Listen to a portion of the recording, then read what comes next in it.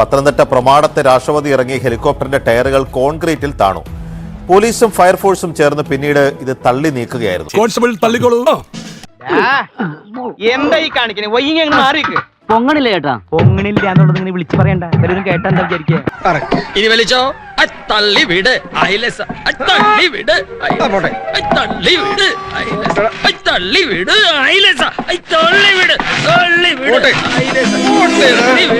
അയലസ. രാഷ്ട്രപതിയുടെ helicopter landing വിവാദത്തിൽ വിചിത്രവാദവുമായി KU Janeesh Kumar MLA. Narayanimangalam Narayanan ആരാണെന്നാ നിന്റെ വിചാരം? അവൻ കലക്കാൻ പോണ കലക്ക് കണ്ടോ? പ്രസിഡന്റ് വന്ന ഹെലിപ്പാഡ് അവിടെ കോൺക്രീറ്റ് താഴ്ന്നു. അപ്പൊ ഇനി കോൺക്രീറ്റ് ഇച്ചിരി താഴ്ന്നാൽ എന്താ പ്രശ്നം? ഇത് ഉയർത്തുന്നതിൽ എന്തെങ്കിലും പ്രശ്നമുണ്ടോ? ഏതാ നിന്റെ രാജ്യം? കോഴിക്കോട്. കുതിരവട്ടമല്ലല്ലോ. ഹെലികോപ്റ്റർ ഇനി കോൺക്രീറ്റ് അങ്ങ് താഴ്ന്നു എന്ന് വെക്കുക. ഈ ഹെലികോപ്റ്റർ മുകളിലോട്ടല്ലേ ഉയരുന്നത്. അങ്ങനെ ഒരു പ്രശ്നം ഉണ്ടായിട്ടില്ല. അത് ഉണ്ടായിട്ടുള്ള ഒരു തെറ്റായ വാർത്തയാണ്.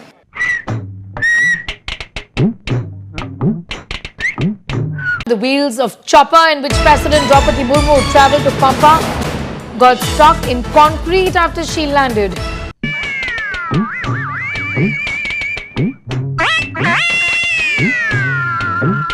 She landed at the Pramadam Stadium and from there left by road to Pampa to visit Sabrimala. After the president left, police and fire officials were seen pushing her chopper. These pictures on your screens at this point in time. ഇത് ചെറുത്ത് നിങ്ങൾ അറിയില്ലേ താമരശ്ശേരി ചോരം?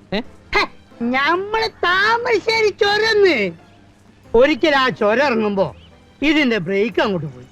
എന്നിട്ട് അപ്പുറപ്പുറം ഭയങ്കരമായ കുയ്യല്ലേ, കുയ്യി ഇറക്കല്ലേ. പണ്ടാരടങ്ങ ഇതുണ്ടോ? പിടിച്ചാലും അമർത്തിയാലും നിക്കണ്.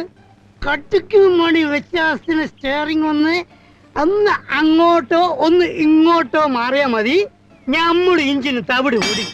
രാഷ്ട്രപതി ഇറങ്ങിയ ഹെലികോപ്റ്ററാണ് ഇത്തരത്തിൽ വിവാദത്തിന് ഇടയാക്കിയത്. അതായത് അതിൻ്റെ ലാൻഡിംഗ് ആണ് വിവാദമാക്കിയത്. അതിൻ്റെ പ്രധാനപ്പെട്ട കാരണം നമുക്ക് പരിശോധിക്കുമ്പോൾ ഇവിടെയാണ്. അതായത് ഹെലികോപ്റ്ററിൻ്റെ ഒരു വശത്തെ ചക്രം, ആ വീലുകൾ പതിഞ്ഞ സ്ഥലം ഇവിടെയാണ്. ഇവിടെ ഇപ്പോൾ നമ്മൾ കാണാം, ഈ കോൺക്രീറ്റ് പൊട്ടിയ ഒരു ഭാഗം കാണാൻ കഴിയും.